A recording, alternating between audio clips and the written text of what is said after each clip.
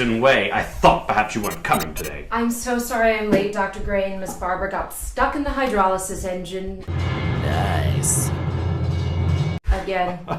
Yes, I've talked to Barbara at length about her ineptitude. That's confidential, of course. Of course, I would never think to pry. But seriously, she has all the aptitude of a javelin thrower with salamis for arms. Shall we? I can requisition a bigger couch, Doctor. No.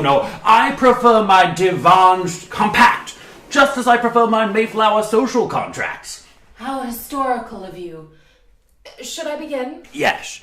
Now, last time we spoke, you said you felt like a boneless chicken fillet inadvertently dropped on the faux brick floor of life. I don't recall saying that, and I rarely use chicken metaphors, but I have been feeling lost in space, so to speak. I worry that I'm failing in my duty as captain of the USS Watt, and my duties are so very central to my life. I try to lead the crew through every interstellar junk heap mission with confidence and alacrity, but sometimes I don't think I'm making a difference in the tidiness of the universe or of their lives. Give me an example of how you feel you failed your crew. Oh, well, last week. I think we could do something more recent. Tuesday at 07. Surely there is a more recent failure than that. Today, I was guiding Captain Junior Edna through a routine procedure to remove the shards of the broken solar panel that was embedded in the dorsal pod of that new Haitian water carrier ship, when suddenly he began caressing my meniscus. In layman's terms, please? It's the taut, convex no man's land between upper leg and buttock. Nice.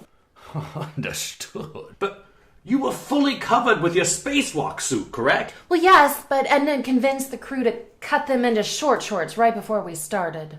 But wouldn't that result in instantaneous frostbite and hypothermia for the exposed flesh? Please, Dr. Grain, what's important is that I get my story out.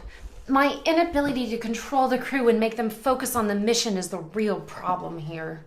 How do you feel about the mission? Somebody's got to do the dirty work. You don't sound convinced. It's just, I always thought I'd be leading one of those supermodel moon farming expeditions like so many of my classmates at Captain's Academy got to lead. And instead, I'm stripping asbestos-laden space cladding off of that decommissioned satellite that everyone calls the fart monster.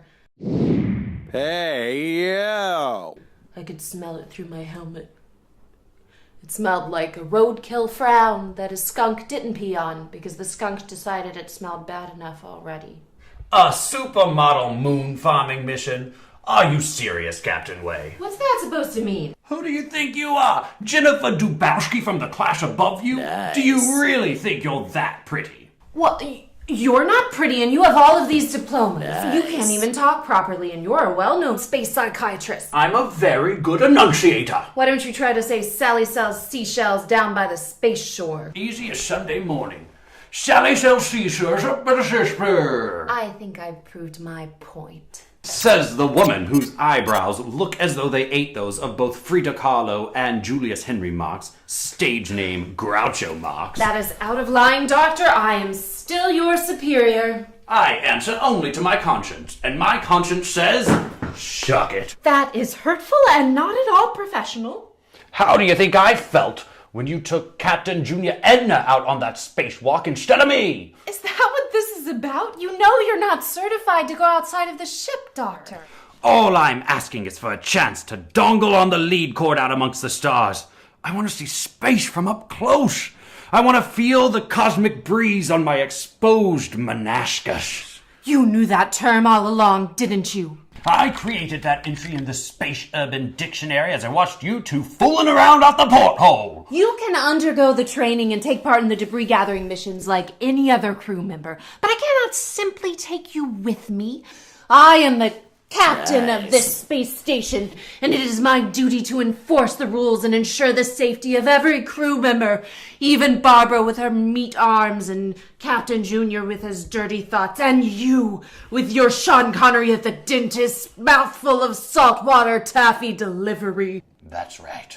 There's the captain we've all grown to love. stay confident, and no matter who gropes your buttock or how much carcinogenic spaceflake trash you gather, you will succeed. Those pretty girls at Captain's Academy may strut around in their lunar bikinis, but you have something that can't be lusted after. Competence.